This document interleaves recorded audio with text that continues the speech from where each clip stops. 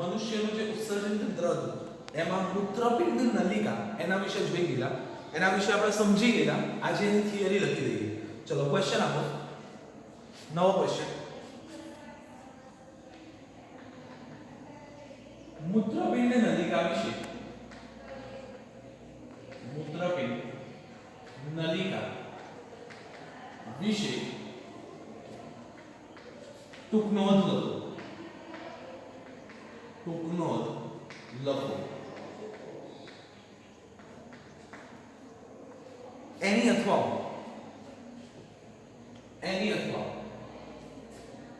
એ રીતના ના પૂછાય તો બીજી કઈ રીતે પૂછાય? તો નેફ્રોન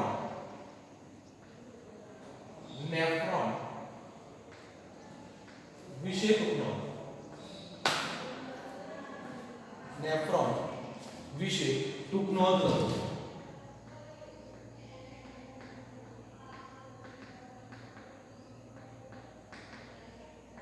એની અથવામાં લખો. એ પણ ના પૂછાય તો કયો ક્વેશ્ચન પૂછાય? અથવા મૂત્ર નિર્માણની પ્રક્રિયા સમજાવો. મૂત્ર નિર્માણની પ્રક્રિયા સમજાવો. અને એની અથવામાં મનુષ્યના ઉત્સર્ગ ઘટક વિશે, ટૂંક નોંધ. ચારમાંથી કોઈ પણ એક ક્વેશ્ચન પૂછાય, આપણે જે લખીએ છીએ એ જ આન્સર આવશે. ચલો આન્સરની શરૂઆત આપણે આકૃતિથી કરીશું. આન્સર જે છે એની શરૂઆત આકૃતિથી કરીશું. તો ચલો આકૃતિ દોરવાની શરૂઆત કરો.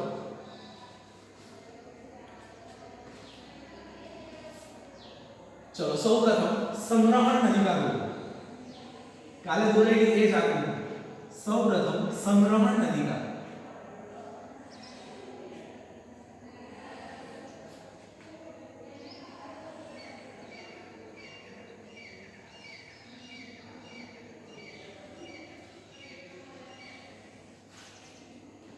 સૌપ્રથમ સંગ્રહણ નલિકા દોરવાની. ચલો ત્યાર પછી શું દોરતા હતા? તો દ આકાર દોરતા હતા. તો દ દોરો.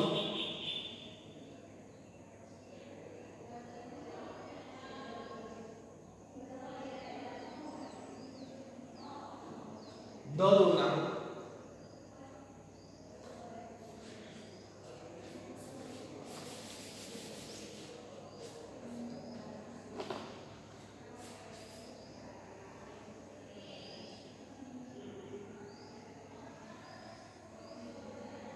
ચલો દ પછી 3. દ પછી 3 પછી યુ આકાર. ક્યાં સુધી જવાનું? તો જ્યાં સુધી તમારી સંગ્રહણ નલિકા છે ત્યાં સુધી. તો યુ ત્યાં સુધી.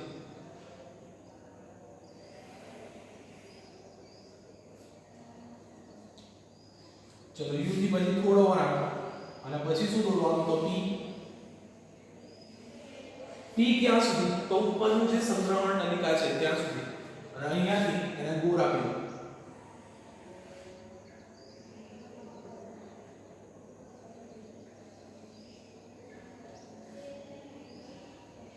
ચલો હવે બોર્ડર કરો. તો બોર્ડર ક્યાંથી કરવાનું? તો ઉપરથી બોર્ડર.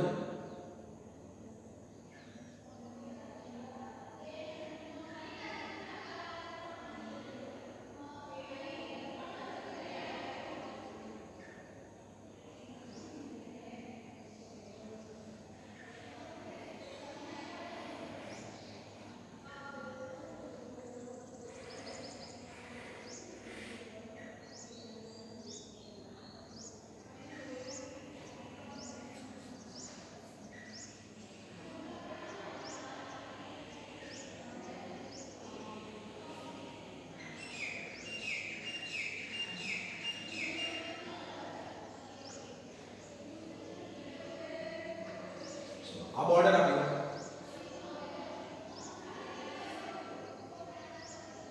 ચલો ત્યાર પછી અહીંયા રુધિર કેશિકા ગુચ્છ દોરનાર. અહીંયા રુધિર કેશિકા ગુચ્છ. રુધિર કેશિકા ગુચ્છ. એક નળી ઉપરની સાઈડ, એક નળી જે છે એ ઉપરની સાઈડ ત્યાંથી એને આ રીતે અને પછી નીચેની સાઈડ. એક નળી જે છે એ ઉપરની સાઈડ ત્યાંથી નીચેની સાઈડ છે.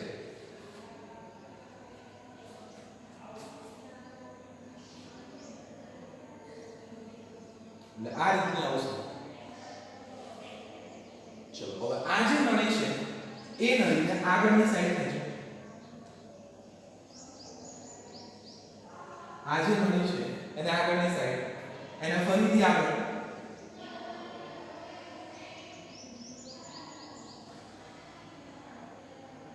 ત્યાંથી નીચે અને યુ જે છે એના ફરતે દો. ઉપરની સાઈડ લઈ જાઓ, છોડ દો. એ રીતે અહીંયાની એના બોર્ડર ઉપરની સાઈડ અને છોડ દો. આ બધી વસ્તુઓ કામ કરે છે એટલે બહુ ડીપમાં નથી જતું. ચલો ત્યાર પછી વાય આકાર. તો અહીંયાથી સ્ટાર્ટ કરો વાય.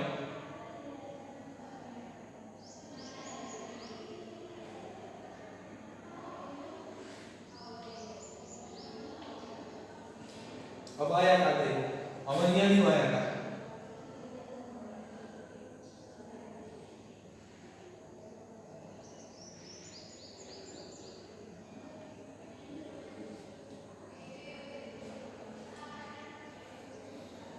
चलो હવે આ જે ભાગ છે એને અહીંયાથી જોઈન કરો.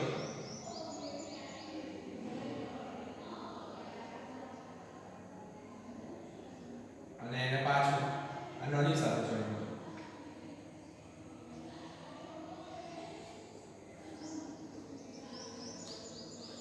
ચલો અહીંયા જે છે એ આપણી આકૃતિ અહીંયા પૂરી થઈ. મૂત્રપિંડ નલિકાની આકૃતિ પૂરી. હવે નામકરણ આપી દો. આ ભાગ છે એને નામ આપો સંગ્રહણ નલિકા. સંગ્રહણ નલિકા.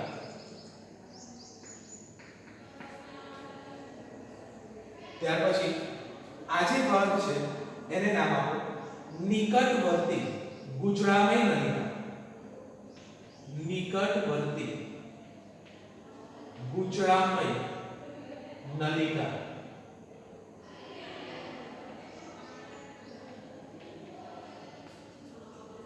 ચલો ત્યાર પછી આ જે ગોળ દોરેલું આપણે એને ક આકાર હોય એને નામ આપો બાઉમેનની કોથળી. બાઉમેનની કોથળી. બાઉમેનની કોથળી. આ જે અંદરનો ભાગ છે એને નામ આપો રુધિર કેશિકા ગુચ્છ. રુધિર કેશિકા ગુચ્છ.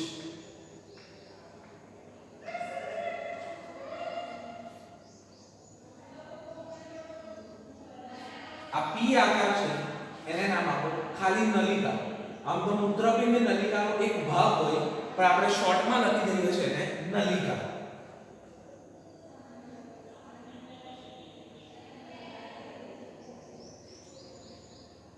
ચલો હવે થિયરી લખીએ. તો પહેલો પોઈન્ટ મૂત્રની વ્યાખ્યા લખો. મૂત્ર નિર્માણ કરવાનું છે તો સૌપ્રથમ આપણે મૂત્રની વ્યાખ્યા લખીએ. તો લખો મૂત્રની વ્યાખ્યા પહેલા.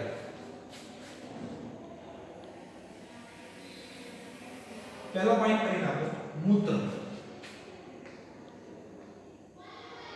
ચલો મૂત્રની વ્યાખ્યા આપણે ભણી ગયા છે.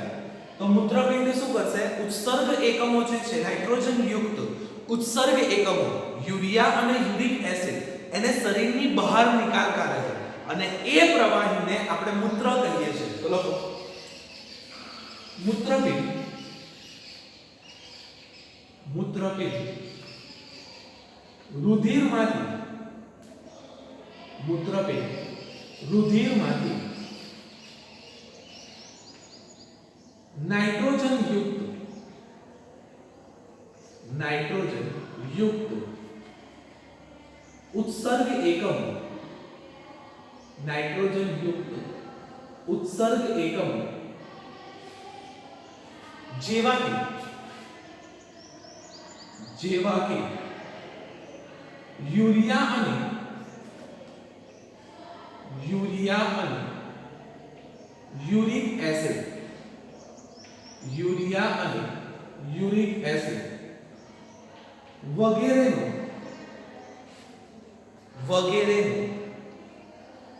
પ્રવાહી સ્વરૂપે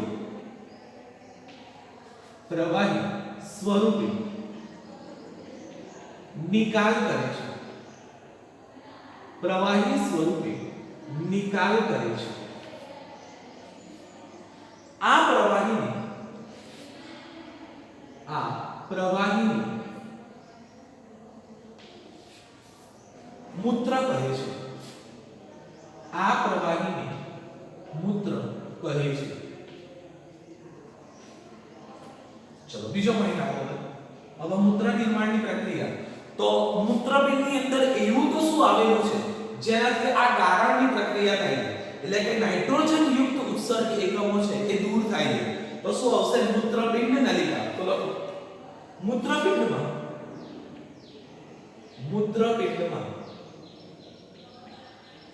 મૂત્રપિંડની નલિકા આવેલ હોય છે, જે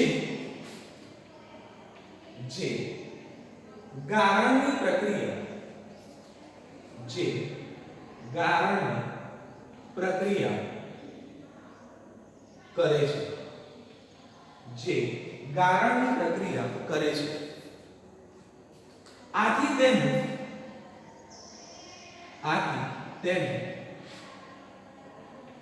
ગારણ એકમ પણ કહે છે.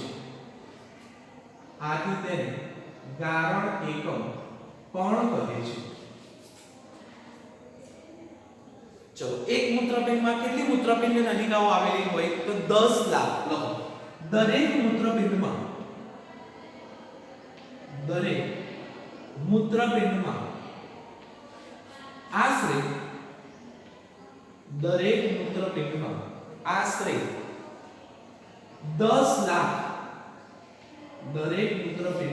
આશરે 10 લાખ મૂત્રપિંડ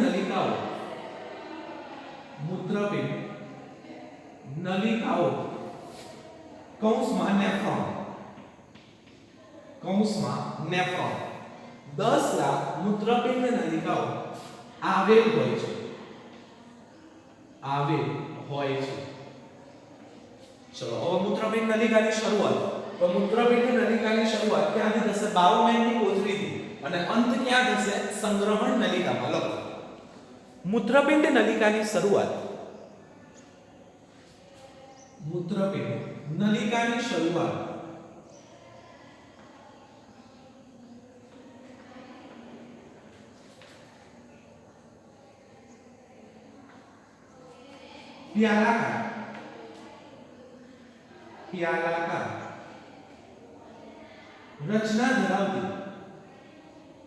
પ્યાલાકાર રચના ધરાવતી કોથળીથી થાય છે. જેમ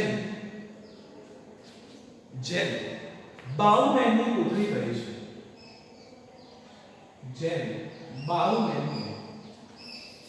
કહે છે. અને અંત એમાં જ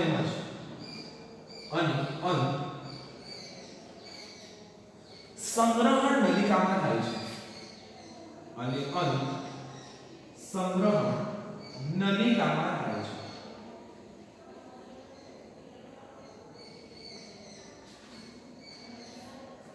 ચલો 9 પોઈન્ટ.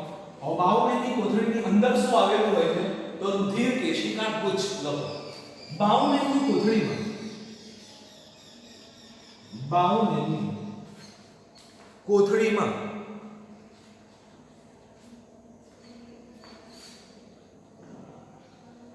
રુધિર કેશિકા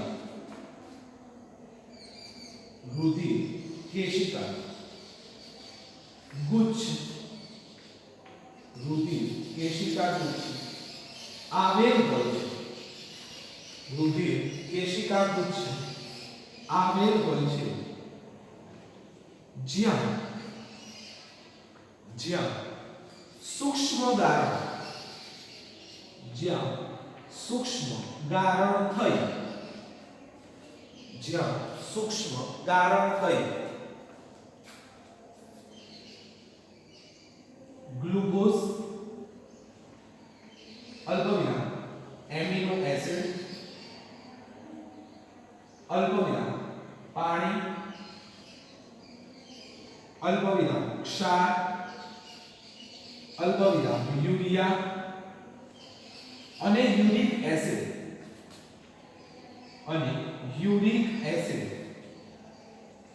જેવા એકમો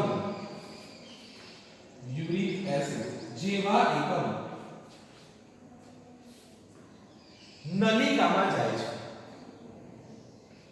નલિકામાં જાય છે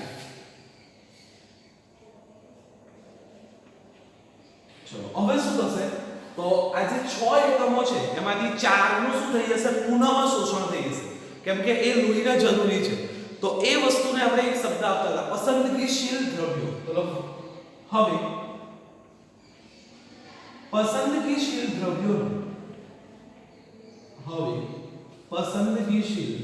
દ્રવ્યોનું પુનઃ શોષણ થાય છે ચલો ત્યાર પછી તમને એ પણ સમજાયું મૂત્રનું પ્રમાણ એટલે કે પેશાબનું પ્રમાણ બે બાબતો પર આધાર રાખે કે પાણીનું કેટલું શોષણ થયું અને ઉત્સર્ગ એકમો કેટલા છે તો લખો 9 ઉત્પન્ન થયેલ મૂત્રનું પ્રમાણ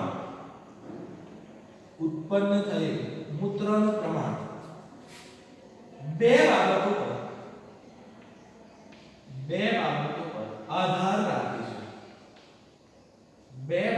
પર આધાર રાખે છે નંબર 1 પુનઃ શોષણ પામેલ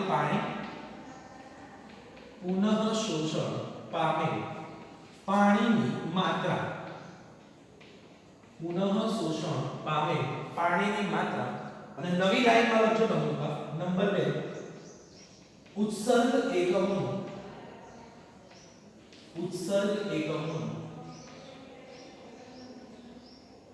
પ્રમાણ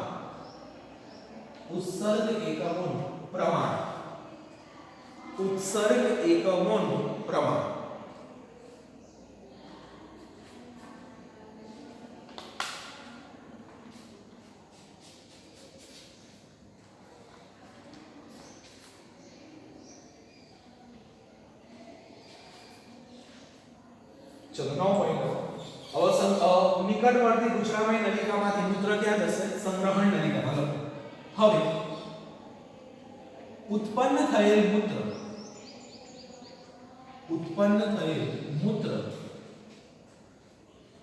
નિકટવર્તી ગુચરામય નલિકામાંથી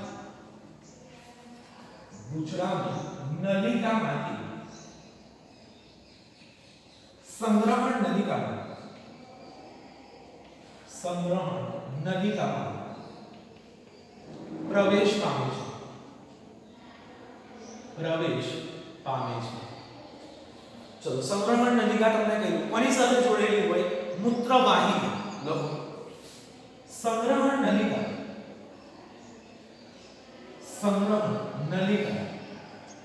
મૂત્રવાહિની સાથે તથા મૂત્રવાહિની મૂત્રાશય અને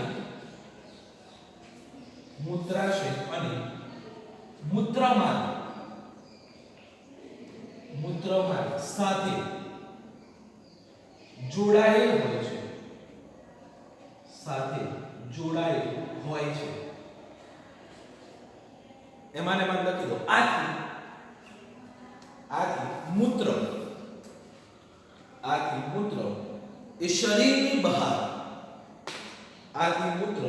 એ શરીરની બહાર નિકાલ પામે છે આથી મૂત્ર એ શરીરની બહાર નિકાલ પામે છે.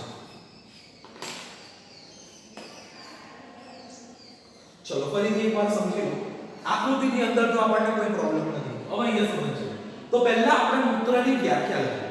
તો મૂત્રની વ્યાખ્યા આપણે જોયું. મૂત્ર બનશે ક્યારે? તો રુધિરમાંથી આપણે જે ઝેરી દ્રવ્યો છે, તો ઝેરી દ્રવ્યોને આપણે એક નામ આપેલું નાઇટ્રોજન યુક્ત ઉત્સર્ગ એકમ, યુરિયા અને યુરિક એસિડ. તો એને અલગ કોણ કરે છે? તો મૂત્રપિંડ. તો આપણે મૂત્રની વ્યાખ્યા લઈએ કે મૂત્રપિંડ રુધિરમાંથી, મૂત્રપિંડ જે છે એ રુધિરમાંથી નાઇટ્રોજન યુક્ત ઉત્સર્ગ એકમ, યુરિયા અને યુરિક એસિડ વગેરેને ગારણ કરે છે. એનાથી ગારણ કરી અને શરીરની બહાર નીકાળે છે. એ શરીરની જે બહાર પ્રવાહી નીકળે છે એ પ્રવાહીને શું કહેવામાં આવે છે? મૂત્ર કહેવામાં આવે છે. એટલે પહેલું આપણે મૂત્રની વ્યાખ્યા કરી. હવે મૂત્ર જે છે એ મૂત્રપિંડમાં ગળાય કેવી રીતે? તો એની અંદર મૂત્રપિંડ નલિકાઓ આવેલી હોય. તો મૂત્રપિંડમાં મૂત્રપિંડ નલિકા આવેલી હોય છે જે ગારણની પ્રક્રિયા કરે છે. એટલે ગારણની પ્રક્રિયા કરતી હોવાથી એને ગારણ એકમ પણ કહેવામાં આવે છે. આ વસ્તુ આપણે જોઈ લીધા કે એક મૂત્રપિંડની અંદર 10 લાખ મૂત્રપિંડ નલિકાઓ આવેલી હોય. એટલે આપણી જોડ બે કિડની છે, આપણી જોડ બે મૂત્રપિંડ છે, આપણી જોડ બે વૃક્કાણુ છે. એટલે ટોટલ આપણી જોડ 10 અને 10 20 લાખ મૂત્રપિંડ નલિકાઓ હોય. મેં તમને કહ્યું કે એ જે છે જન્મે બાળક ત્યારે જ એની સાથે હોય, પછી એ ઉત્પન્ન ના થાય, એ પેદા ના કરી શકાય, એનો નાશ થઈ શકે પણ એ પેદા ના થાય. તો ટોટલ આપણી જોડે 10 લાખ મૂત્રપિંડ નલિકાઓ એકમાં હોય. એટલે બે ની અંદર 20 લાખ હોય, પણ બે ની અંદર આપણે લખવાની જરૂર નથી, આપણે એકમાં જ લખી દેવાનું. ત્યાર પછી મૂત્રપિંડ નલિકાની શરૂઆત.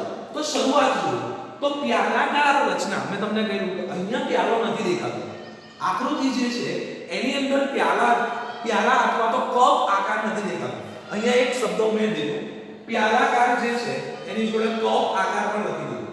કૌંસમાં કપ આકાર, પ્યાલાકાર અથવા તો એને કપ આકાર પણ કહેવામાં આવે છે. તો એની શરૂઆત પ્યાલાકાર અથવા તો કપ આકારની રચનાથી, કોથળીથી થાય છે, જેને બાઉમેનની કોથળી કહેવામાં આવે છે. અને અંત ક્યાં થાય છે? સંગ્રહણ નલિકામાં થાય છે. એટલે આ પોઈન્ટ પૂરો થઈ ગયો. ચલો, બાઉમેનની કોથળીની અંદર શું આવેલું હોય? તો રુધિર કેશિકા ગુચ્છ આવેલું હોય છે જે સૂક્ષ્મ ગારણ કરે છે. એટલે ક્યાં તમારું સૂક્ષ્મ ગારણ થાય છે? તો બાઉમેનની કોથળીની અંદર થાય છે.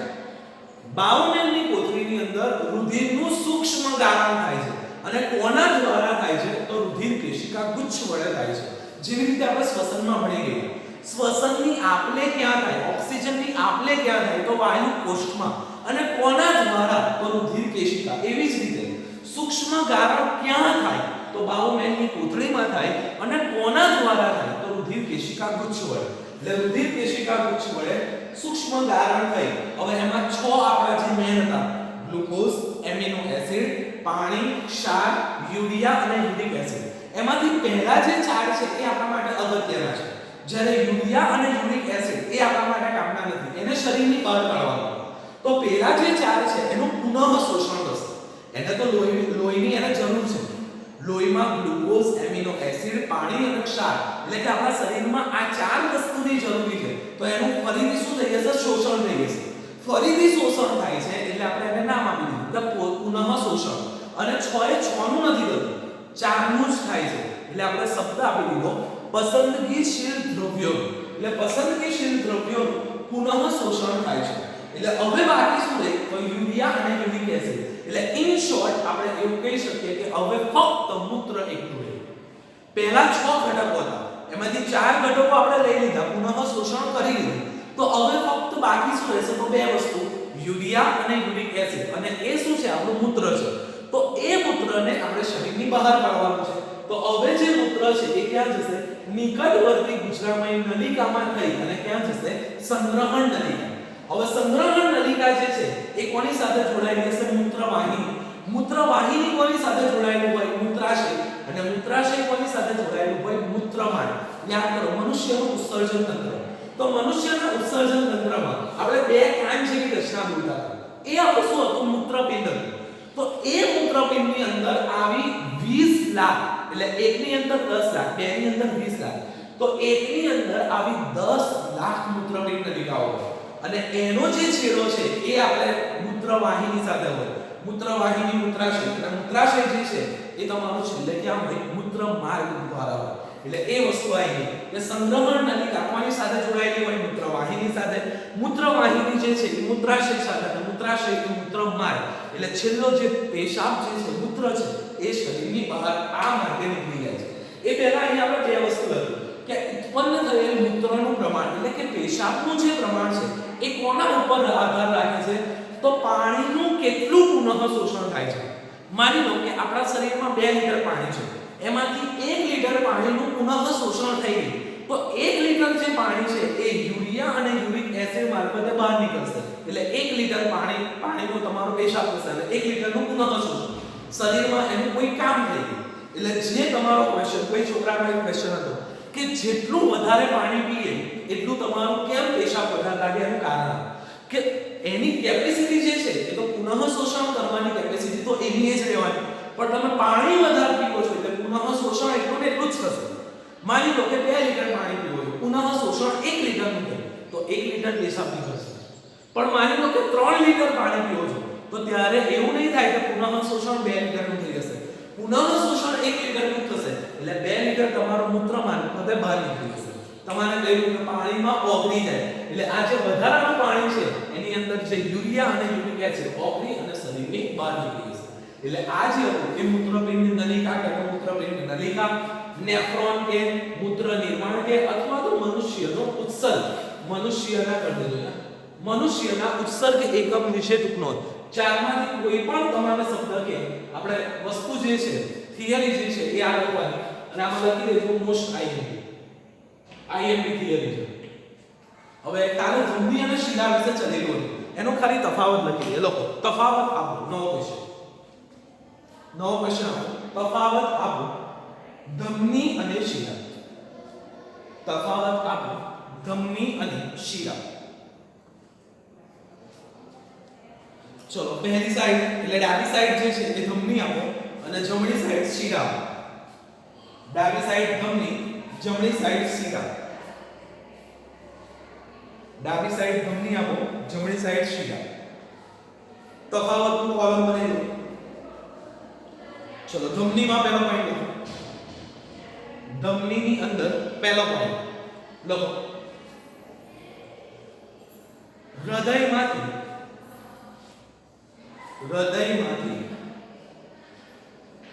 અંગો સુધી હૃદયમાંથી અંગો સુધી રુધિર પહોંચાડે છે. હૃદયમાંથી અંગો સુધી રુધિર પહોંચાડે છે. સામેની સાઈડ શિરામાં અંગોથી હૃદય સુધી રુધિર પહોંચાડે છે. અંગોથી હૃદય સુધી રુધિર પહોંચાડે છે. ચલો ધમનીમાં બીજો પોઈન્ટ O2 યુક્ત રુધિરનું વહન થાય છે. O2 યુક્ત એટલે કે શુદ્ધ રુધિર. O2 યુક્ત રુધિરનું વહન થાય છે.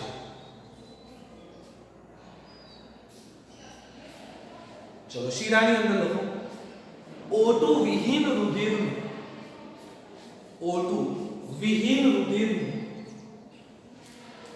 વહન થાય છે. ધમનીમાં O2 યુક્ત શિરાની અંદર O2 વિહીન. ચલો ધમનીમાં ત્રીજો પોઈન્ટ લખો તેની દિવાલ જાડી હોય છે. ધમનીમાં તેની દિવાલ જાડી હોય છે. તેની દિવાલ જાડી હોય છે. શિરામાં ત્રીજો પોઈન્ટ તેની દિવાલ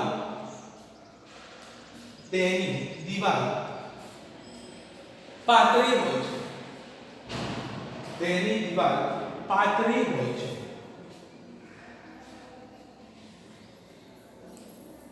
ધમનીમાં ચોથો પોઈન્ટ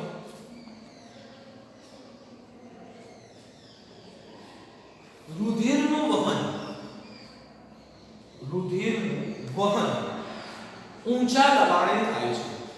ધમનીમાં ચોથો પોઈન્ટ, રુધિરનું વહન ઊંચા દબાણે થાય છે. સામેની સાઈડ